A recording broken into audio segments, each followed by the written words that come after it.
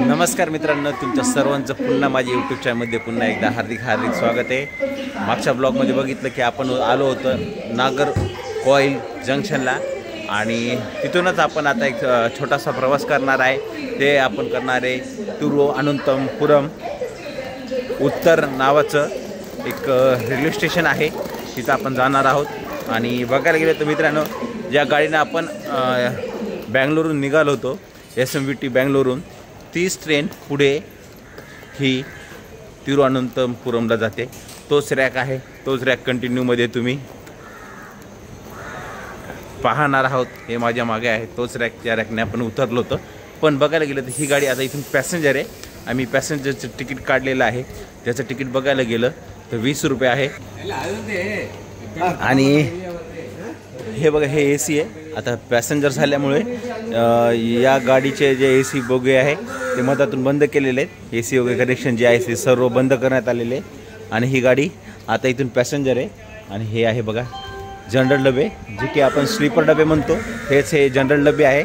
बघायला तर गाडी नंबर आहे 56305, जे की नागरकोइल ते तिरुवनंतपुरम नॉर्थ रेल्वे स्टेशनला जाणार आहे। आणि चला बसूया आपण आता आतमध्ये, आणि हा प्रवास आपण या ठिकाणी छोटासा करणार आहोत। चला जाऊया आतमध्ये आपण आता।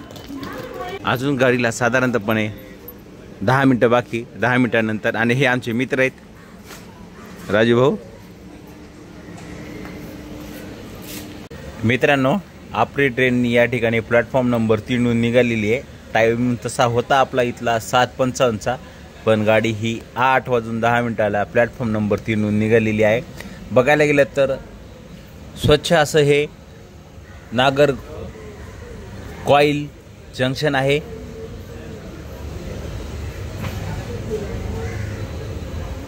चला या ठिकाणी आपण नागरकोइल जंक्शनला करूया आपण बाय बाय।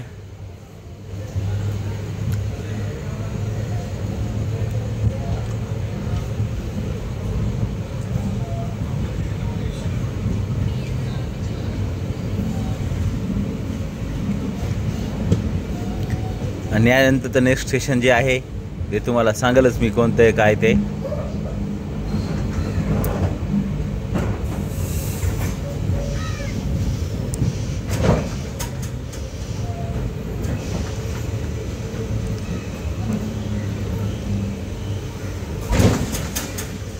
मित्रांनो, समजा तुम्ही बँगलोरहून येत असाल तर याच गाडीने यायचं, आणि फक्त तुमचं समजा ACचं रिझर्वेशन असेल तर तुम्हाला ACच्या रिझर्वेशनच्या ऐवजी तुम्हाला स्लीपर डब्यात जायचं आहे। आणि तिकीट काउंटरला जाऊन तिकीट काढायचं काम आहे। फक्त 20 रुपयाचं तिकीट आहे, जास्त काही तिकीट महाग नाही आहे। तुम्हाला पद्मनाभ स्वामीला जाण्यासाठी ही ट्रेन एकदम खास आहे बँगलोरहून। चला करूया बाय बाय नागरकोइल जंक्शनला।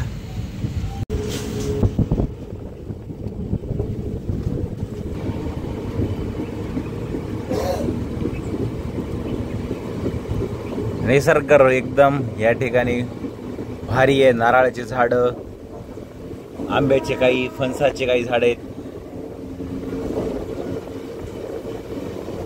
यातून आपली ट्रेन पुढे पुढे जाताना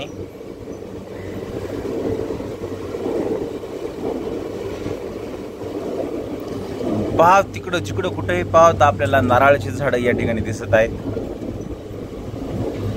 आणि बघायला गेलं तर या साईडला आपल्याला छोटासा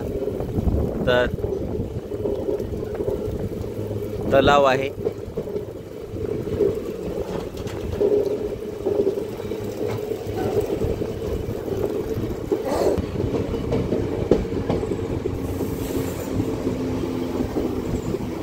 तिकडं चोहीकडे नारळाची झाडं, नारळ झाडं, नारळ झाडं।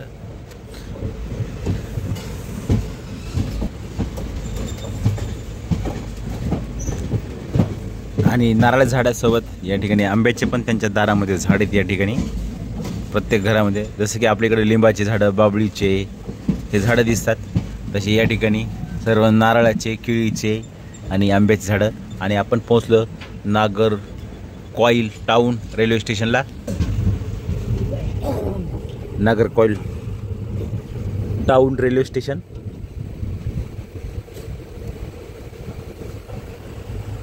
नागरकोइल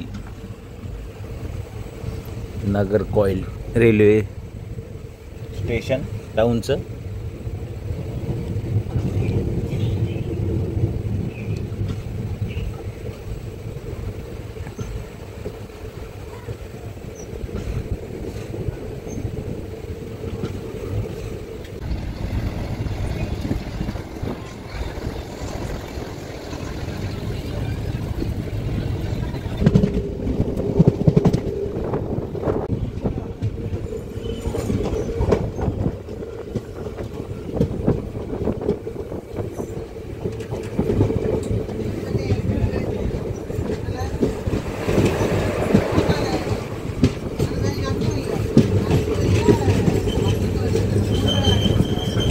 इरनियल नावाचं रेल्वे स्टेशन आहे मित्रांनो, त्या ठिकाणी आपण पोहोचलो आहे.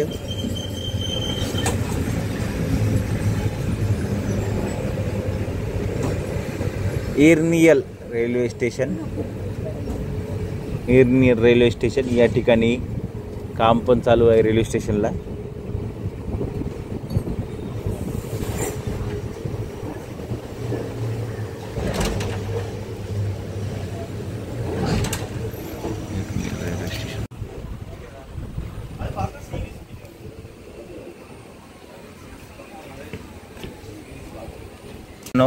आपल्याला ही क्रॉस होत आहे तिरुअनंतपुरम टू नागरकोइल एक्सप्रेस आहे. ही नॉर्थ रेल्वे स्टेशनहून निघालेली आहे तिरुअनंतपुरमच्या. ही आपल्याला क्रॉस झाली.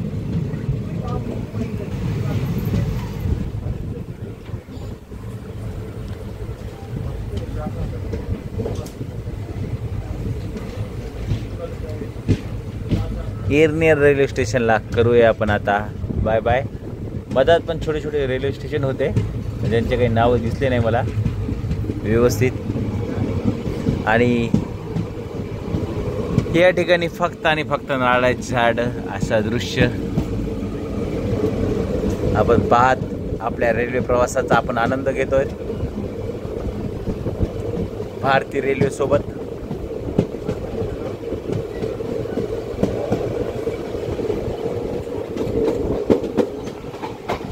मित्रांनो, आपण आता परशाला नावाचं रेल्वे स्टेशन आहे जे की आपण आता दाखल झालेलो आहे केरळमध्ये. हे केरळमधलं आपलं पहिलं रेल्वे स्टेशन आहे. आपण केरळ राज्यात पोहोचलेलो आहे आणि या ठिकाणी मस्तपैकी कवळं ऊन पडलेलं आहे.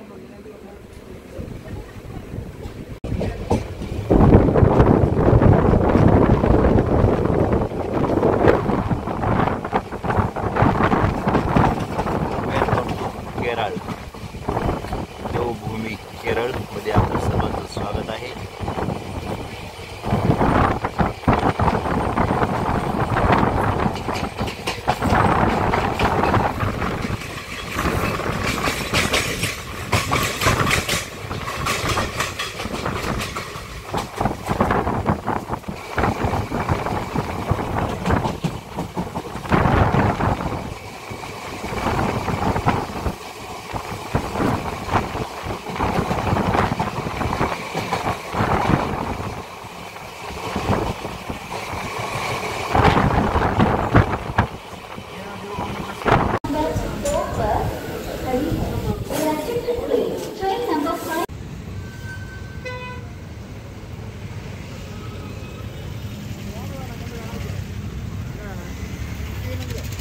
मित्रांनो, आपण पोहोचलो आहोत तिरुअनंतपुरम सेंट्रल रेल्वे स्टेशनला. हा ब्लॉग तुम्हाला कसा वाटला काय मला कमेंट बॉक्समध्ये नक्कीच कळा. चला मित्रांनो, भेटूया आपण नवीन ब्लॉग.